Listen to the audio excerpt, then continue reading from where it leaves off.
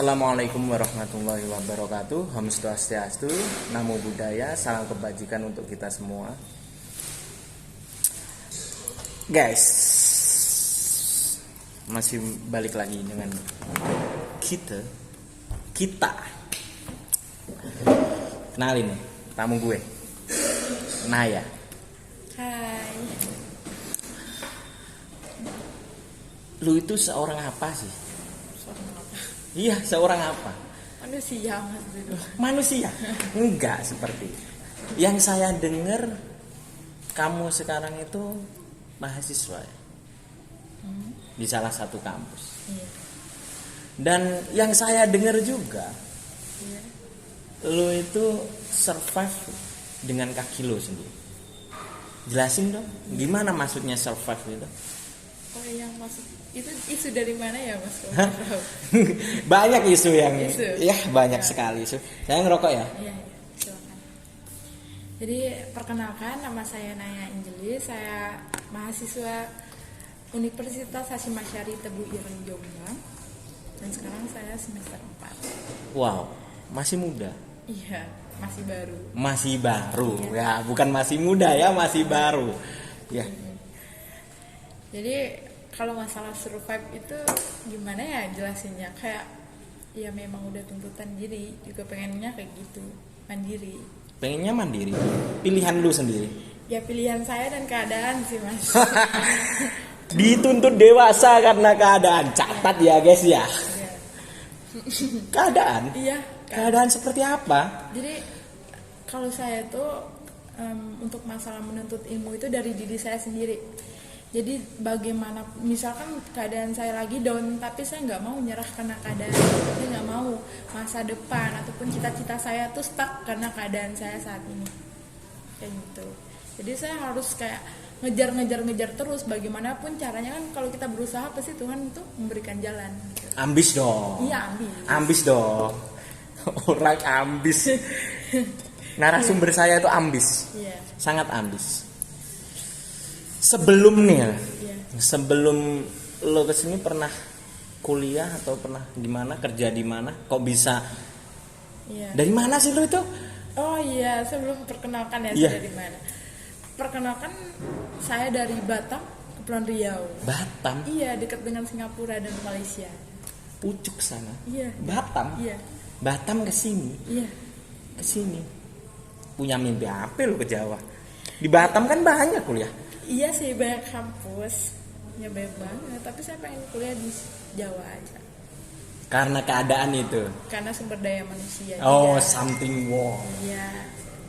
Seperti itu ya guys ya, catat karena something wrong di sini. Iya. Gimana? Lu jelasin deh ke gue. Lu itu aslinya seperti apa sih? Pribadi yang seperti apa sih? Oh, kalau masalah pribadi, saya sebelum menjelaskan diri saya tuh saya aroganisme ya, Mas, kelihatannya. Yaudah, kayak yang Mas dengar itu seperti apa saya? Enggak, yang banyak saya lihat Ya. nih, yang banyak saya baca. Ya. Lu itu masih umur segini, tapi lu punya usaha yang udah keluar negeri. Itu menurut saya wow, amazing sekali. Itu kok bisa seperti itu, kenapa?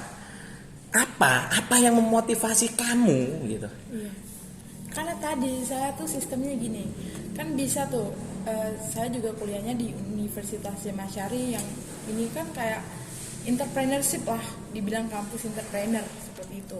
Nah, jadi sebelumnya itu saya juga untuk masalah pendidikan itu dari diri saya sendiri, memang kayak nggak ada support gitu, makanya saya punya pikiran membuat usaha seperti itu, Mas. Nyokap bokap lo? Ya, aku orang tuanya ada sih, cuman kayak pengen aja kenapa mereka kerja, kenapa aku nggak bisa gitu. Mereka kerja bisa ngidupin anaknya, sedangkan aku nggak ngidupin siapa-siapa, aku nggak bisa kerja dan aku cuman kuliah kan kayaknya terlalu ngabisin waktu yang gimana gitu. Jadi kayak memanfaatkan waktu sebaik mungkin. Memanfaatkan waktu sebaik mungkin. Peluang juga kan gitu. Struggle dari nol. Struggle dari Iya. nol. Wow. Masih berapa umur lu? Masih baru mau masuk 22 tahun. mau masuk 22 tahun, struggle, survive dari nol pakai usaha lo sendiri. Iya. Sebelum lo struggle dari nol nih, lo pindah ke Jawa, lo kuliah di Jawa, di Batam tuh kegiatanmu ngapain aja? Ya jadi saya tuh lulusan pondok pesantren Darul Falah Batam. Nah setelah saya lulus dari situ, kan teman-teman saya pada sibuk nyariin universitas. Orang tuanya kayak nentuin banget kayak anakku harus masuk universitas ini. Dan pada saat itu orang tua saya itu kayaknya ya kalau nggak saya sendiri yang gerak, dia nggak bakalan kayak dorong saya untuk jadi apapun. Jadi kayak harus saya sendiri mikirin masa depan saya pada saat itu.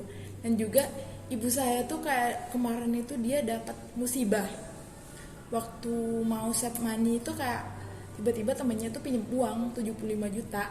Nah terus dia tuh kena tipu, temennya tuh nggak bertanggung jawab dan nggak membalikan. Dan aku waktu pada saat itu tuh mau ngajuin diri, bilang sama orang tua aku mau ngambil hukum di UPB, Universitas Wait. Kerabat. Lu mau ngambil hukum, tapi kok bisa di sini? Iya, karena ya tadi kita kan cuman bisa berencana, tapi untuk kedepannya kan itu punya Karena Tuhan yang punya kuasa. iya sip berarti lu nggak jadi ngambil hukum nih? Enggak. Lu lari ke Jawa apa enggak? Iya lari ke Jawa. Langsung lari ke Jawa. Pada saat itu ya saya dengar keuangan orang tua saya nggak ada uang, sementara saya tuh saya nggak mau stuck dengan keadaan, karena saya nggak mau cita-cita saya hancur cuman gara-gara keadaan saat itu. Jadi saya muter pikiran.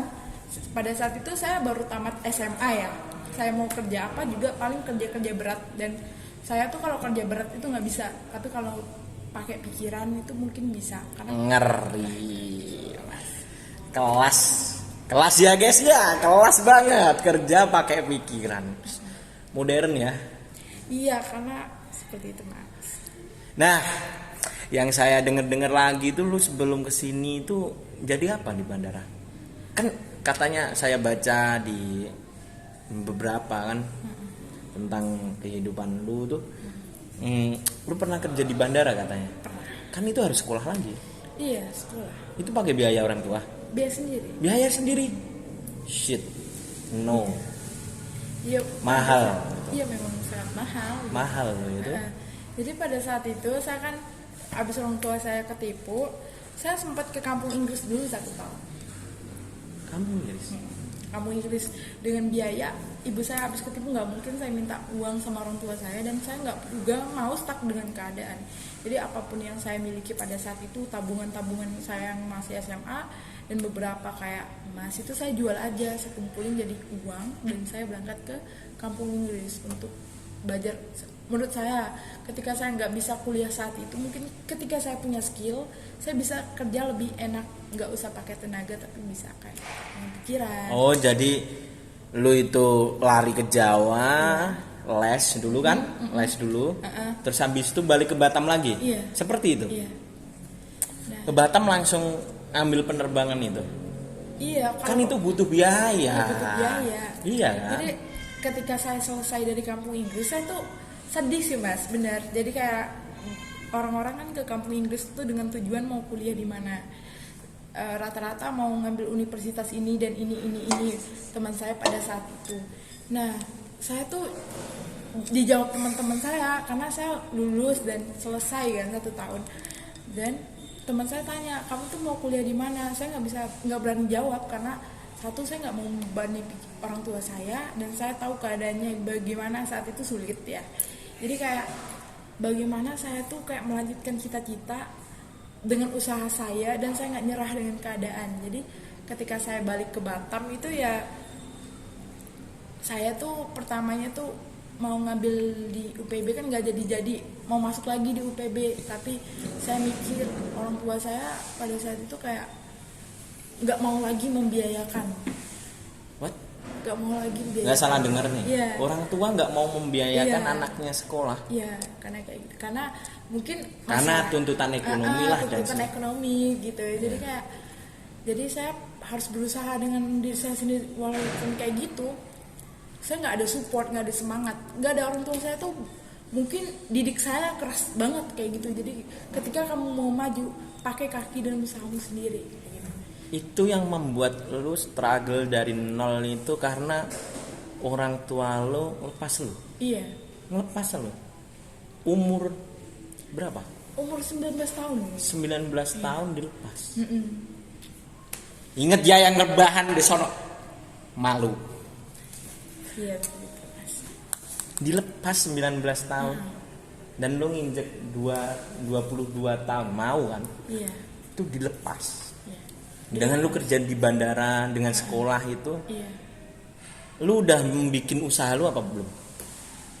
Belum sih, saya semenjak saya masuk ke bandara, saya cerita dulu ya, saya masuk di bandara tuh gimana. Jadi pada saat itu teman saya main ke rumah saya, pada daftar mau masuk universitas. Saya udah telat, karena dari Pare saya udah telat 1 tahun masuk kuliah. Yang tahun kedua saya mungkin hanya cari kerjaan dulu. Saya pikir saya nggak bakalan bisa kuliah karena nggak ada yang support, uang dari mana gitu kan. Jadi saya cari kerjaan, menurut saya tuh, terus saya nggak dapet karena umur saya masih kecil pada saat itu. Dan juga kalau ada kerjaan juga kayak PT-PT yang membutuhkan tenaga. Jadi saya tuh sadar diri karena saya nggak bisa kerja capek itu, nggak bisa. Kerja capek nggak bisa? Iya, karena saya darah rendah kayak gitu kan. Jadi saya mikir gimana ya, apa maksa aja. Saya pernah kerja PT itu cuman bisa 2 minggu dan itu saya langsung sakit. Karena saya memang kalau untuk fisik itu nggak terlalu kayak gimana gitu. Saya sakit dan setelah itu saya nggak kerja lagi. Saya udah gimana ya, di rumah aja gitu. Tapi tetap mikirin nyariin beasiswa gitu. Biar saya tuh bisa kuliah. Saya nggak mau stuck dengan keadaan. Saya pokoknya jarang banget tidur pada saat itu. Saya nggak mau telat. Saya nggak mau pokoknya pasrah dengan keadaan. Jadi pas teman saya datang ke rumah saya, tiba-tiba bawa brosur untuk masuk ke penerbangan gitu. Jadi saya lihat brosurnya, kamu lagi sini apa, ini beasiswa untuk ambil penerbangan gitu. Ngambil apa? Ground handling. Dia bilang, kok banyak ini? Iya, aku ngambil banyak, emang takutnya ada yang salah-salah. Aku minta 1 dong, coba gitu. Pas aku isi, terus aku kirim email dan kirim segala macamnya. Aku di ACC gitu. Di ACC, terus dipanggil gitu ya, diseleksi masuk di kayak Putra Putri Batam, itu keterima sampai seleksi akhir, keterima beasiswa. Jadi aku tuh kayak di penerbangan itu karena ada pada saat itu program BP Batam dan untuk Bandara Hang Nadim. Temenmu gimana nasibnya? Temenku pada saat itu nggak keterima. Wah. Jadi kayak dia bilang itu kayak perantaranya doang, perantara Tuhan tuh kan.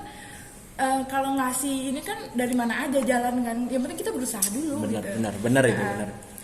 Jadi abis itu saya alhamdulillahnya tuh keterima dan saya bisa kuliah 1 tahun itu biayanya free sampai lulus. Iya. Sekolah berapa tahun sih itu? 1 tahun sih kalau untuk bandara, dengan biaya seharusnya total sampai lulus itu 45 sampai 50 juta.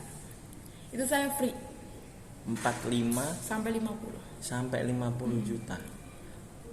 Wow, itu gede loh. Untuk saya aja gede.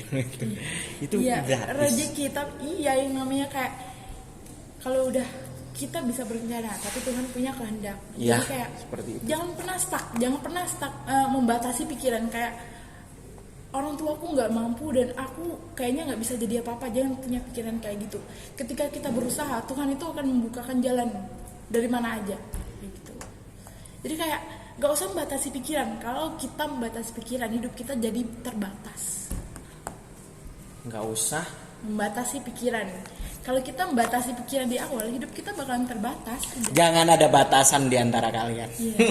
Jadi kalau untuk bercita-cita ataupun punya ambisi, ya udah kejar. Jangan takut karena keadaan, karena aku nggak mampu. Tugas kita sebagai manusia hanya berusaha.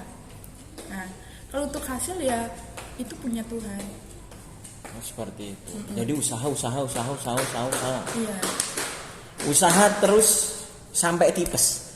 Enggak. Usaha ya sampai dapat lah gitu. Pasti ada aja, jangan takut ketika kita misalkan udah usaha terus kita nggak mendapatkan, berarti Tuhan udah menyiapkan sesuatu hal yang lebih bagus atau lebih baik. Oke, gitu ya guys ya. Jadi intinya itu usaha, jangan takut untuk gagal. Karena gagal itu adalah manisnya usaha. Bener gak itu? Kata-kata itu bener gak? Gagal itu ya kayak nggak usah dibikin gagal ya, pokoknya pelajaran aja gitu. Kedepannya pasti kalau kita udah banyak menemui kegagalan, maka kita bakalan dekat dengan keberhasilan. Semakin lo gagal, semakin lo berhasil. Iya. Oh, saya dulu juga pernah gagal, Mbak. Iya. Ya, saya pernah gagal, saya pernah kehilangan duit banyak. Iya. Saya pernah jatuh di titik yang nol. Iya. Tetapi gitu, saya percaya bahwa kalau Tuhan mengisyaratkan saya di posisi ini, pasti Tuhan akan kasih. Karena itu suatu apa ya namanya? Suatu takdir. Takdir itu bukan kita yang datang menunggu kan, tapi kita datang menjemput. Nah, balik lagi nih. Dengan usaha lu, setelah lu dari bandara nih ya kan, dari bandara, lu kenapa nggak lanjut di bandara kan? Ya aku sempat kerja di bandara. Sempet. Kenapa nggak lanjut? 6 bulan, karena setelah itu kita dapat musibah ya, pandemi COVID-19. Lu ke PHK. Iya, karena aku pada saat itu kerjanya di luar negeri, di penerbangan luar negeri. Penerbangan luar negeri. Udah di pramugari? Enggak, kayak di ground handling di ruangan, tapi itu kayak jurusannya ke Cina, gitu. Kayak ke hal-hal yang berluar negeri lah kayaknya. Bentar, penonton gue nggak tahu ground handling itu apa. Lu jelasin deh ground handling itu apa. Iya, kayak karena mulut gue aja susah loh ngucap itu. Kayak di bagian bandara doang, kayak di atas di bawah check in check out, kayak terus kayak jaga tiket, terus nanti dibawa di kargo. Pokoknya di bagian, kalau kalian ke bandara lihat-lihat mbak-mbak di Citylink Garuda, nah seperti itu. Kayak tiba-tiba mana tiket gitu, cek-cek segala macam. Oh, lu di pintu masuk? Iya, pintu masuk. Pokoknya tapi di seluruh bandara gitu, kayak di bandara itu di rolling aja karena aku udah sekolah di situ. Oh, khusus di situ. Iya, bukan pramugari gitu enggak? Bukan. Kenapa enggak ngambil itu kan? Iya, itu ada sekolah, udah dipelajari. Lu cantik loh, kenapa enggak ngambil itu? Aneh kan? Pernah, cuman orang tuaku pada saat itu pengennya tuh nggak usah terbang. Lu takut terbang? Nggak takut, tuh seneng banget terbang. Jadi kayak orang tua aku tuh lebih kayak was-was gitu ketika aku terbang, pikirannya tuh perasaannya ketakutan gitu. Jadi aku ya daripada nyakitin perasaan orang tua, ya udah yang di ground handling aja. Juga kebetulan pada saat itu kan di ACC bandara, dengan alhamdulillah tuh dikasih Allah lagi jalan ya, kayak ketika aku interview di bandara itu, yang lain itu interviewnya 2 minggu. Dan pada saat itu aku hari terakhir baru mau masuk itu, terus di ACC karena yang kemarin itu interviewnya itu orang Dubai. Tiba-tiba aku dimasukin langsung ke ruang interview, ngobrol sama dia. Yang lainnya tuh 2 minggu, tapi pada yang namanya lagi-lagi Allah mau ngasih jalan dan rezeki, ada aja jalannya. Pas masuk itu ditanya-tanya ya menggunakan bahasa Inggris lah ya. Saya di ACC, besok itu langsung masuk kerja, pas bandara langsung jadi gitu. Allah itu mempermudah banget gitu. Jadi kayak karena suka terharu sama takdirnya gitu. Kadang nggak pernah punya pikiran kayak gitu, tapi dia ngasih gitu. Ketika kita udah berusaha capek, tiba-tiba dia bakal ngasih hasilnya kayak sedemikian rupa gitu. Kadang kayak nyentuh banget saya. Yang amazing wah. Takdir Tuhan itu emang off the box banget lah. Iya, nggak bisa kita tebak. Iya, karena nggak ada ya yang bisa ngukur dengan nalar itu. Nggak bisa. Saya aja sampai sekarang nggak bisa mengukur dengan nalar. Saya juga dulu nggak pernah cita-cita di penerbangan, nggak ada. Tapi jalannya dia seperti itu. Jadi kayak dipermudah banget untuk masuk ke situ. Jadi kayak dari sekolah, dan saya pas di interview kan juga banyak orang yang pendidikan habis puluhan juta tapi nggak kerja. Ada banyak. Temen-temen lu banyak banget udah pendidikan dan tiba-tiba nggak kerja. Tiba-tiba saya nggak pakai uang orang tua, tapi saya dikasih rezeki dengan mudahnya kerja. Nice sekali. Iya. Nah, ceritanya seperti apa ya? Menurut saya seperti suatu drama. Iya. Asik gitu. Lanjut nih.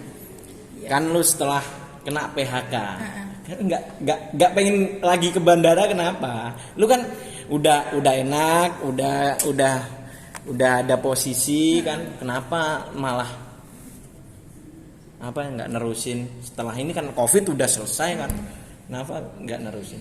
Karena pada saat itu saya tuh sempat dikontrak 4 tahun.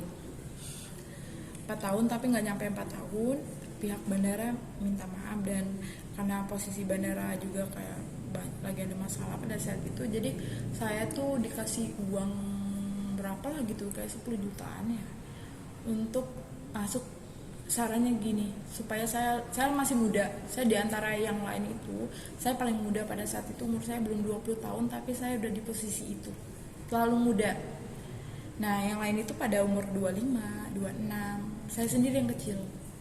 Masih kecil. Iya, masih kecil sendiri. Saya sendiri itu. Apa gara-gara masih kecil itu lu dikeluarkan? Enggak, seharusnya kalau misalkan nggak ada masalah COVID dan penerbangan ke internasional itu buka, saya masih sampai sekarang karena dia membutuhkan banget seperti itu. Bandara membutuhkan orang-orang yang bisa speak up bahasa Inggris. Bukan hanya speak up tapi kayak mengerti tentang service. Ya, kalau teman-teman mau kuliah di bandara, apa namanya? Kerja di bandara, sekolah dulu penerbangan. Penerbangan kan? Iya. Ya, sekolah penerbangan. Dan jangan lupa ngomong bahasa Inggris, jangan ngomong bahasa Jawa. Kalau kamu ngomong bahasa Jawa, orang Dubai tak akan tahu ya. Benar seperti itu. Iya. Nah, setelah lu kan struggle dari nol lagi nih ya, struggle dari nol, lu kok bisa kepikiran ke sini? Itu gimana? Harusnya kan cita-citamu di UPB itu kan. Kenapa kok kamu malah milih Jombang aja lah? Apa yang ada something wrong kah? Ada hawa tersendiri kah? Apa ada keinginan tersendiri dari kemauan lu? Apa mau mencari angin baru? Ya pada saat itu saya masih kayak selesai dari situ kan saya disuruh kuliah dari pihak bandara. Nah, saya di situ ada modal 10 juta, cuman itu yang saya punya. 10 juta. Cuman PHK dapat pesangonnya cuma 10 juta. 10 juta. Sedikit ya? Iya. Terus saya juga kayak, tapi pada saat itu saya mikirnya itu gede karena umur saya kan baru belasan tahun, ya kan? Anak belasan tahun megang uang 10 juta saya kira itu gede gitu. Jadi pas itu saya mau melanjutkan kuliah di UPB. Pas malah saya udah senang, ini ada uang 10 juta, saya kuliah di UPB, mungkin untuk kedepannya saya bisa kerja yang kecil-kecilan atau apa aja, bisa gitu. Saya maksa diri saya sendiri bisa. Malamnya saya kedatangan kayak guru agama tuh, kakek saya bilang, kamu mau ini apa gitu, saya mau masuk ke UPB, terus ngambil apa, hukum apa, pidana. Wah, ngeri. Iya, terus jadi jaksa. Jadi saya mengambil cita-cita saya mau jadi hakim pada saat itu. Jadi saya bilang saya mau jadi hakim. Jadi saya dinasihatin oleh kakek saya. Itu terlalu berat. Kamu bisa pikir 2 kali. Satu, kalau kamu mau ngambil di posisi itu, kalau kamu jujur tapi kamu nggak pintar, kamu masuk neraka. Dan kamu nggak jujur tapi kamu pintar, tapi kalau kamu nggak jujur juga masuk neraka. Jadi kamu harus jujur dan pintar, dan pasti ada aja kayak cobaan dan bisa kayak ngilangin nyawa orang atau gimana, apalagi kamu hakim gitu. Jadi kayak timbangannya tuh berat banget. Jadi, karena hakim adalah tangan Tuhan. Iya, kayak sulit. Jadi dia bilang jangan deh, pikir dulu. Jadi setelah itu saya mikir, dan dia tuh kayak menyarankan saya seperti ini, karena kamu dari pondok pesantren, bagaimana kamu meneruskan kayak cita-cita orang tuamu, kayak kakekmu dulunya kan juga seorang pendiri agama kayak gitu. Jadi kayak melanjutkan di dakwah atau apalah gitu, seperti itu. Jadi sarannya tuh kayak di kampus Unhasi. Langsung Unhasi. Disuruh Nggak ada yang lain selain Unhasi? Nggak ada, nggak tahu, feelingnya tuh dari ya udah kamu masuk Unhasi aja kayak gitu. Karena kalau Jakarta, Jogja dan Malang mungkin Surabaya itu kayak Feel-nya kurang. Feel dapat. agama. Dan kamu juga kayak banyak, lebih baik kamu nggak ketemu orang kosong aja gitu, menurutnya kayak hal baru. Di sana kan kamu nggak punya siapa-siapa dan kamu nggak kenal siapa-siapa. Berarti tempat baru nol, nggak ada support orang tua nol, Nggak ada. dan itu struggle banget dong. Iya. Struggle banget. Lu bisa bagaimana itu? Jadi pada saat itu saya ngelihat orang tua saya tuh, ada orang tua angkat namanya Pak Edi. Nah dia tuh kayak ngajarin saya tentang bagaimana jadi entrepreneur dari nol. Karena beliau juga dulunya dari nol. Dari nol. Nggak ada privilege. Nggak ada privilege. Nggak ada. Bullshit man. Nggak ada sama sekali. Nggak ada sama shit. Nggak ada, karena dia merintis dari nol. Beneran itu nyata. Jadi kayak itu namanya mitra dinamis. Nah, mitra dinamis, dan dia itu kayak mitra kerjasama gitu ya. Kayak CV itu bergerak di bidang damkar, pemadam kebakaran. Pembuat mobil. Racun api. Iya, kalau di setiap tempat dan gedung itu wajib ada. Yang merah itu loh. Yang disemprot gitu. Iya. Jadi dia tuh buat usaha mitra seperti itu sama adiknya.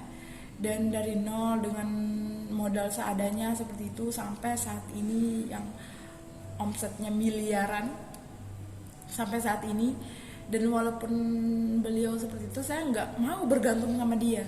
Dia cuman nggak kayak, walaupun dia orang tua angkat saya, dia nggak kayak ngasih saya ini uang kamu sekolah aja, enggak. Tapi dia caranya bagaimana saya bisa membangun mitra. Bagaimana kalau dia ngasih saya uang mungkin bisa habis. Tapi kalau dia ngasih saya cara bagaimana mendapatkan uang, mungkin saya nggak bakalan kehabisan. Karena ilmu itu tidak akan pernah habis. Iya. Dan akan terus maju. Iya. Seperti itu. Bener itu. Iya, jadi dia ngajarin saya bagaimana saya tuh bergerak dan jangan takut.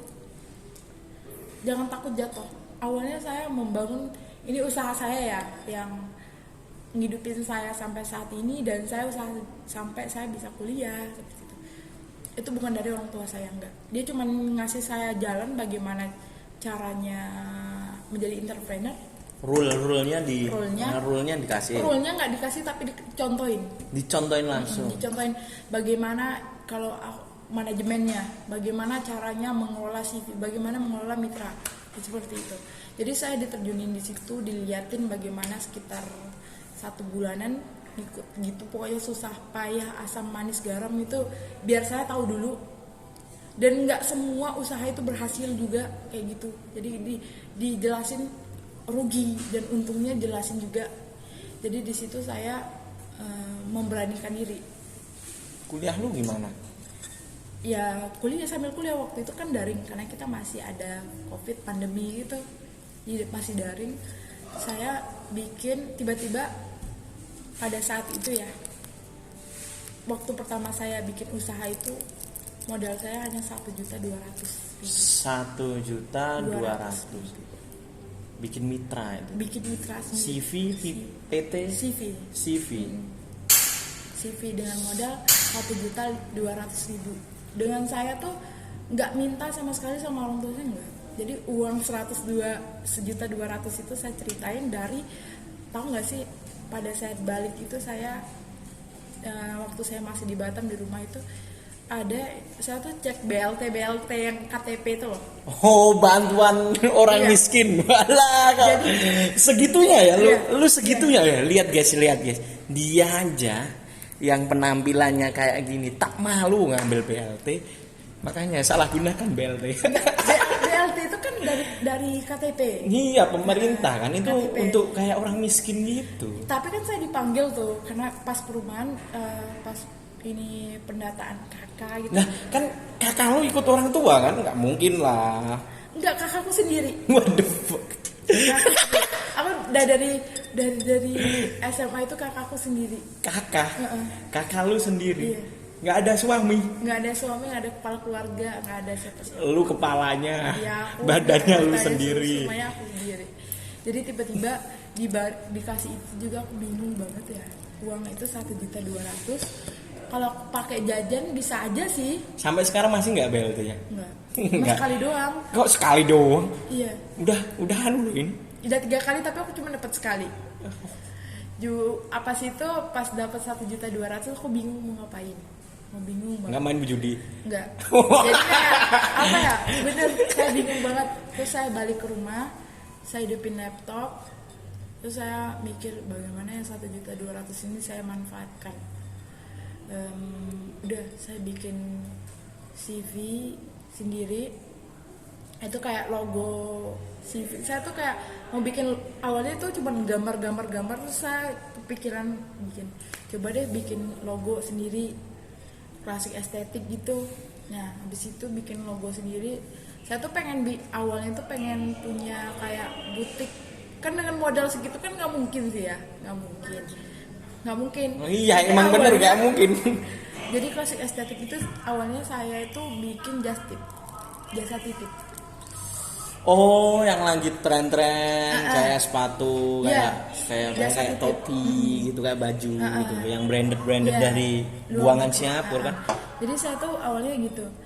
Jadi jasa titip dengan logo klasik estetik, dengan nama seperti itu, dengan Instagram dan alamat lengkap gitu. Mereka bisa jemput di rumah saya ataupun saya ngantar ke lokasi.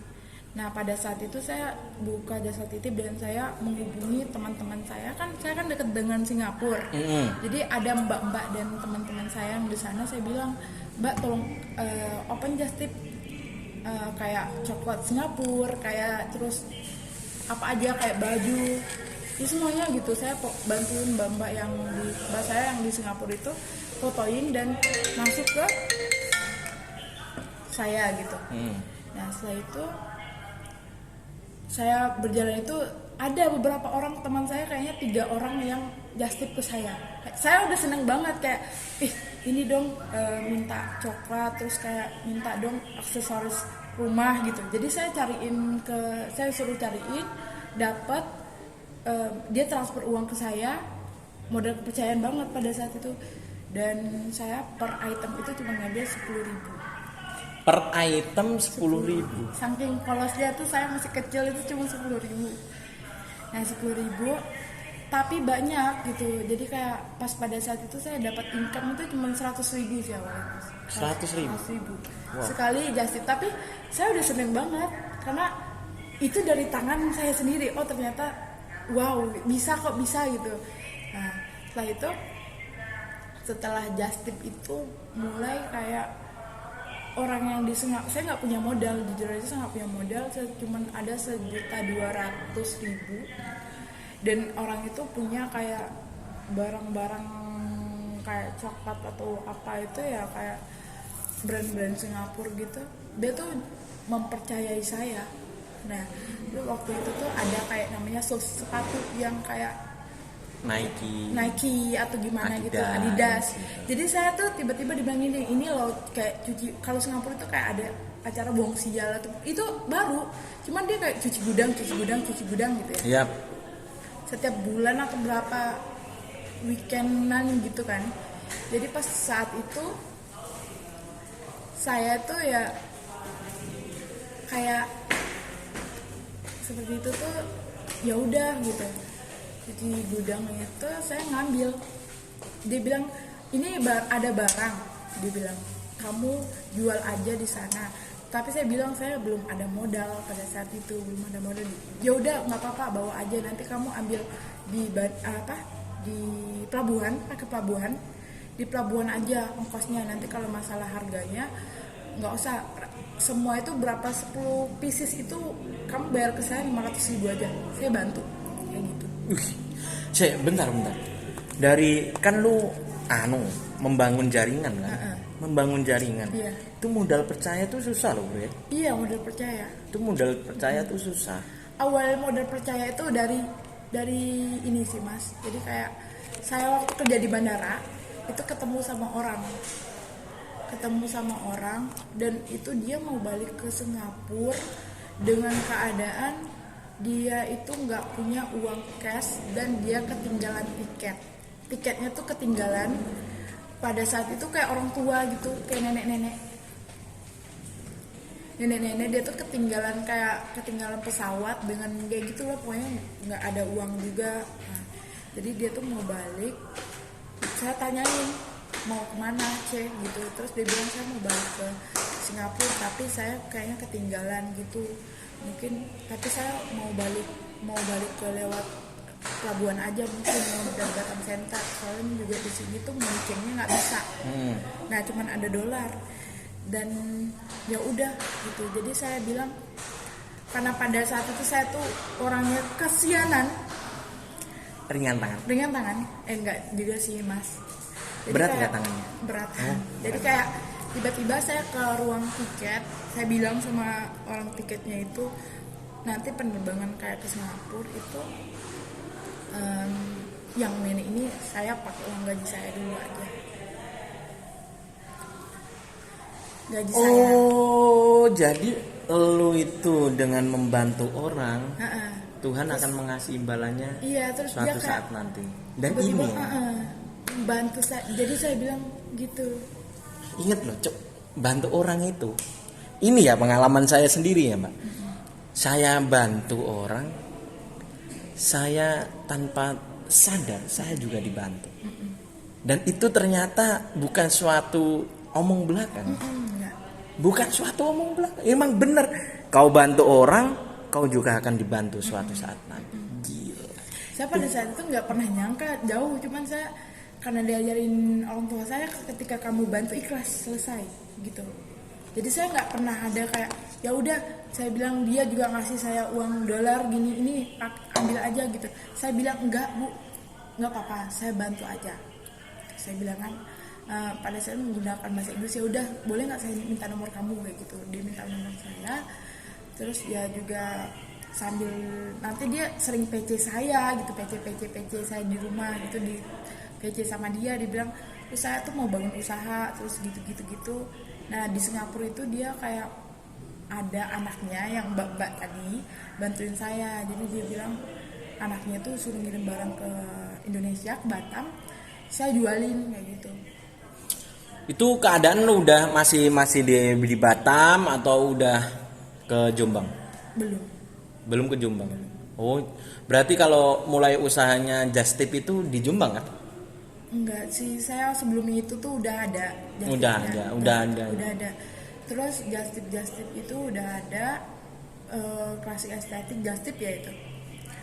Setelah di situ Just Tip saya jual yang barang-barang branded kan gampang banget ya mas, apalagi kayak Nike, Adidas, kayak Converse gitu ya, kan. itu kan itu cepet. mahal ya. Saya jualnya juga murah, kayak cuma 100.000 dan itu udah KW nanti coy. Original. Iya, original. Tapi nggak ada box, itu doang minusnya. Karena saya tuh mikirnya gini, yang penting jaringan saya ada, bukan gara-gara saya harus banyak untuk enggak. Nah, gue cut ya dari sini. Setelah lu ceritain kayak gitu, lu tuh sempat mikir nggak sih bahwasannya kayak gitu itu melanggar hukum, nggak bayar pajak? Iya, kalau kayak gitu enggak sih. Kalau Batam itu salah satu daerah yang bebas kalau masalah seperti itu. Oh, jadi terus gimana? Lu setelah itu kan maksudnya kamu di Batam itu nggak struggle. Di Jombangnya ini gimana? Kok bisa bangkit lagi itu gimana? Iya, jadi saya tuh pas udah ada usaha Just Tip, saya kan harus ke Jombang, saya tinggalin Just Tip-nya itu, saya titip sama teman saya. Jadi saya bilang ada namanya tuh Putri, dekat daerah rumah saya. Yeah. Saya bilang, Put, ini kan ada Just Tip. Nah, dia tuh ngirim barang, nanti kita jual, baru dibayar kayak gitu. Cuman gitu doang jaringannya, tinggal kasih ke kayak ada namanya pasar, ada pasar kayak gitu, cuman kayak dari Singapura ke kita dulu pasar itu langsung nampung, alhamdulillah. Oh kayak gitu. Nah, jadi kita nggak perlu jual. Lo hidup di situ? Iya. Ya sampai sekarang hidup di situ. Iya di situ, tapi nggak hanya itu doang. Jadi kayak kita terima dan langsung dijual ke pasar. Kayak misalkan kita ngambil itu satu kardus itu misalkan modalnya cuma 3 juta. Terus kalau misalkan udah sampai ke tangan penjual itu dia bayar kita 5. Nah, untungnya 2 juta sendiri. Ya untungnya 2 juta sendiri. Karena memang barangnya tuh bagus, kualitasnya juga iya. Karena kita jujur aja kayak misalkan 3 juta kita jual 5 juta, 500.000 kan kita nggak mungkin kayak apa ya, pokoknya tim yang bergerak itu kita bayar rata. Kenapa lo nggak ngambil di Indonesia? Barang Singapura lo kebanyakan dari Indonesia. Enggak, tapi kayak brand-brand internasional itu. Kalau misalkan brand kita yang aku supply ke Singapura. Oh, jadi ada feedbacknya antar. Iya. Kamu jadi ekspor impornya. Iya. Gitu. Itu karena ada yang minta kayak misalkan barang-barang Indonesia kayak bedak-bedak yang bedak-bedak gitu. Terus kayak apa ya? Kayak mie goreng gitu.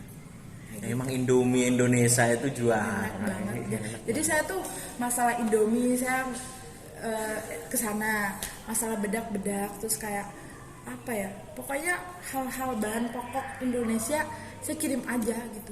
Apalagi kayak misalkan masalah culture ya, kayak kain batik, saya barter. Kadang dari barangnya tuh ke sini dengan barang itu udah close barter gitu doang. Barter barang Indonesia dibarter dengan barang branded Singapura. Kayak gitu doang, karena dia tuh kayak sebetulnya tuh kayak bantu banget sih, kayak udah nganggap saya tuh kayak anaknya sendiri gitu. Jadi kayak udahlah bantu adik gitu di sana. Jadi Oh seperti. Jadi usaha lo itu apa ya, fokusnya itu di ekspor impor seperti itu. Dan lo hidup di Jombang ini dari biaya lo ekspor impor itu. Iya. Seperti itu. Membuat jaringan aja sih. Membuat jaringan. Nah, tips membuat jaringan yang baik itu kan mahasiswa itu kan dituntut. Kenapa kita kuliah? Karena kita itu mau membangun jaringan. Setelah kuliah itu kita harus pintar-pintar membangun jaringan. Lah ini kamu sebagai contoh harusnya. Gimana kamu membangun jaringan yang itu mempermudah hidupmu? Iya, karena satu, saya kalau mitra itu keterbukaan. Keterbukaan. Saya Enggak, kita jangan ngomong bisnis ya di sini. Kita ngomong antara sosial aja. Iya. Cara membangun jaringan sosial yang baik dan benar itu seperti apa sih? Saya tuh dulunya tuh karena belum belajar juga tentang entrepreneur ya, cuman kayak dicontohin di lapangan sama bapak saya itu. Jadi saya hanya menyontohkan itu. Jadi ketika saya tuh membuat tim, ada beberapa tim teman saya sendiri yang mau diajak kerjasama, itu saya kenalin juga dengan apa yang di Singapura ini yang bakalan nge-supply, dan beberapa teman saya yang ini ayo kerjasama seperti itu saya ajak. Income-nya misalkan model keterbukaan semuanya, nggak ada yang ditutupin Rp1.000 pun nggak ada, karena saya ingin membangun mitra kayak kerjasama, bukan hanya saya yang kayak untung banyak, enggak gitu. Jadi keterbukaan aja, jumlah barang ketika nyampe itu di misalkan 500.000 ditulis berapa item, terus ke customer itu berapa item, dan misalkan rejectnya itu ditulis ditulis semua seperti itu. Terus gini Mbak, kan itu soal kemitraan itu kan membangun jaringan di bisnis. Kalau kita membangun jaringan dengan orang kan seumpamanya nih, motivator apa sih yang membuat kamu itu berinteraksi dengan orang itu kok mudah? Itu loh yang saya tekankan, karena menurut saya kuliah atau anak muda zaman sekarang itu kan di era digital itu banyak berinteraksi di media sosial, kan kurang interaksi di dunia nyata, karena dunia nyata itu keras sekali ya kan. Bagaimana Anda menyikapinya itu seperti gini? Lu punya bisnis lah, lu mitra lu di mana-mana kan. Lah lu tuh gimana sebelum lu punya bisnis ini kok bisa bermitra dengan orang? Apakah kau berbuat baik? Apakah kau harus gimana? Apa harus pede? Kuncinya itu apa sih membangun suatu jaringan itu, atau berteman atau berkawan atau bersosial, itu apa kuncinya?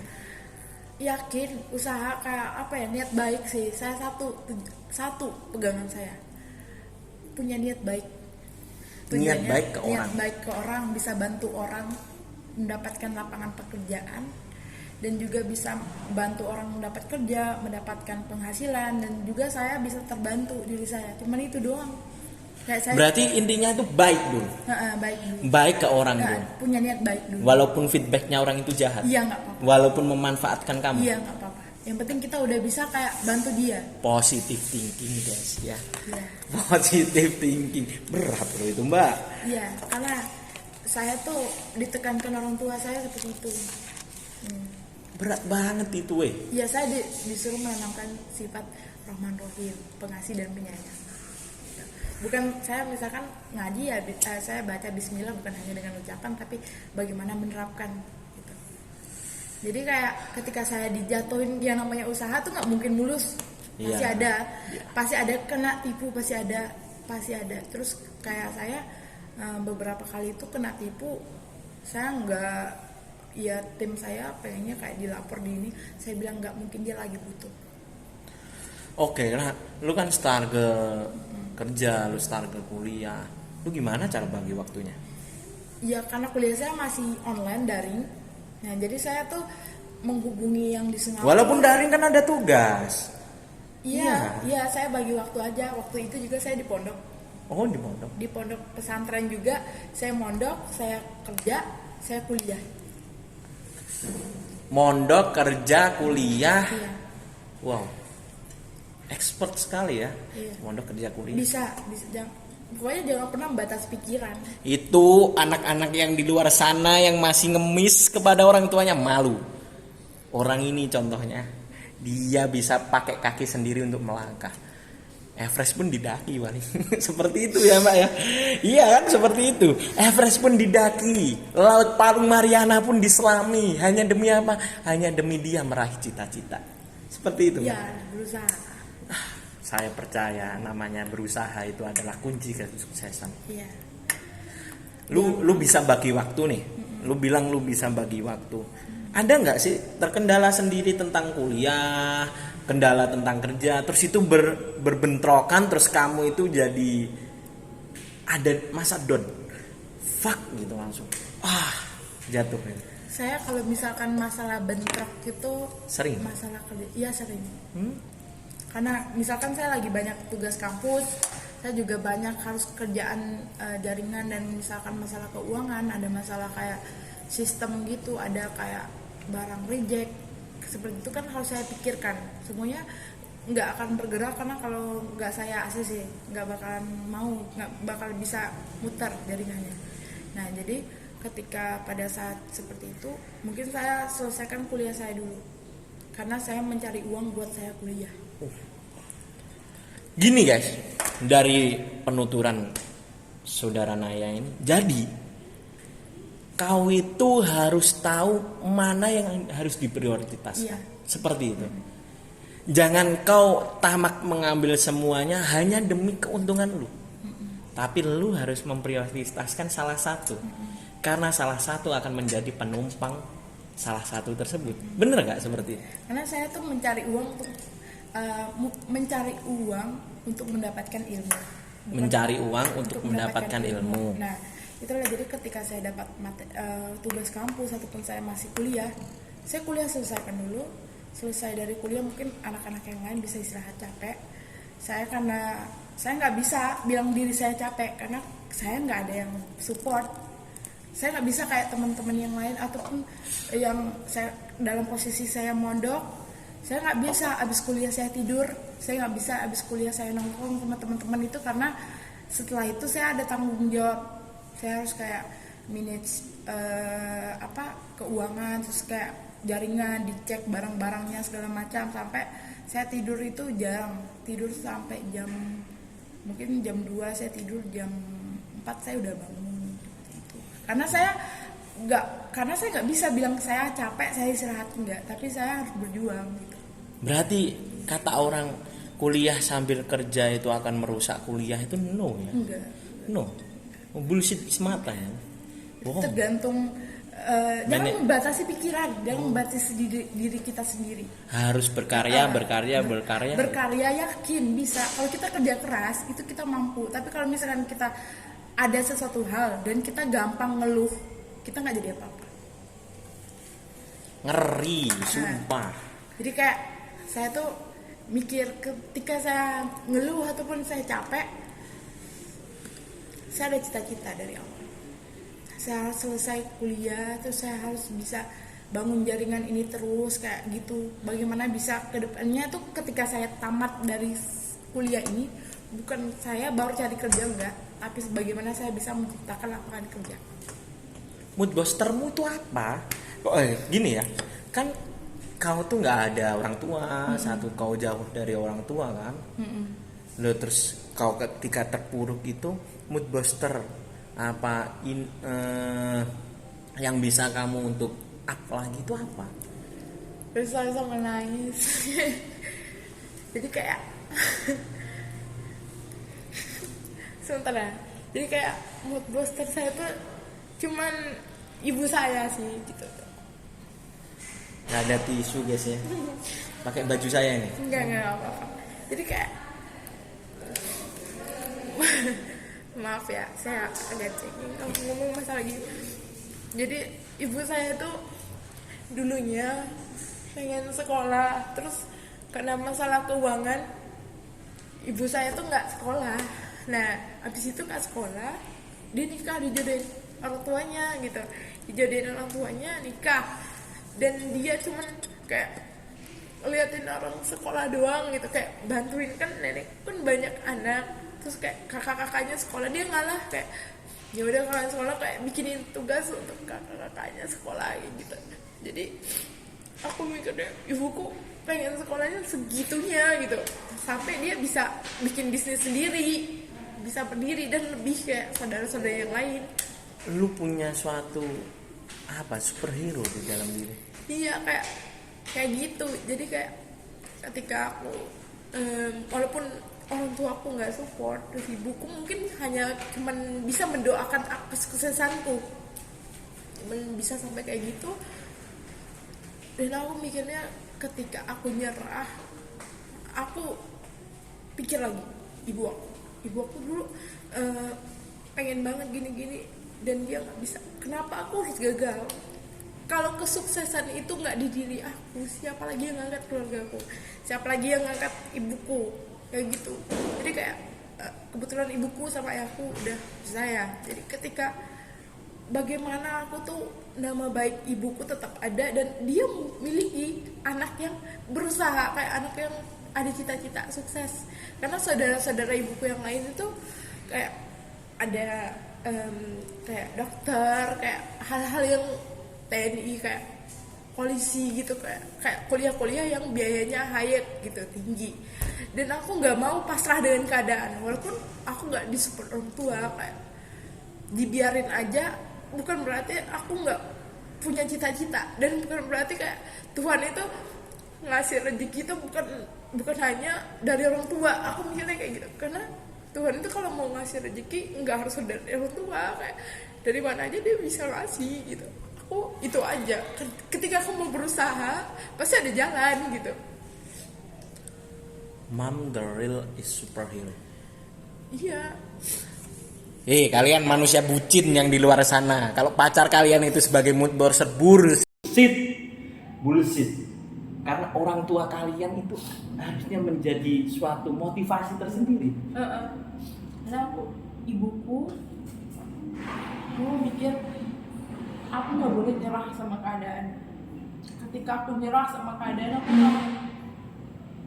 Dan ketika aku nggak jadi apa-apa, itu kayak bukan hanya diriku, tapi orang tua aku yang jadi korban. Makanya aku harus kerja keras. Aku bisa, ya namanya aku yakin banget, ya namanya rezeki itu ya, bukan ketika orang tua kita nggak mampu, ketika orang tua kita nggak ngasih, itu jangan sampai kita mengangkat keadaan, karena keadaan kita nyerah dengan cita-cita, kita nggak boleh begitu. Aku yakin kalau kita berusaha, Tuhan itu ngasih jalan. Nah, jadi aku, ya Allah, aku punya cita-cita, aku berusaha semaksimal mungkin. Kalau misalkan belum dikasih saat itu nanti, tapi jangan pernah takut, kita bisa berusaha, hasil Tuhan yang ngasih. Jadi gini ya guys,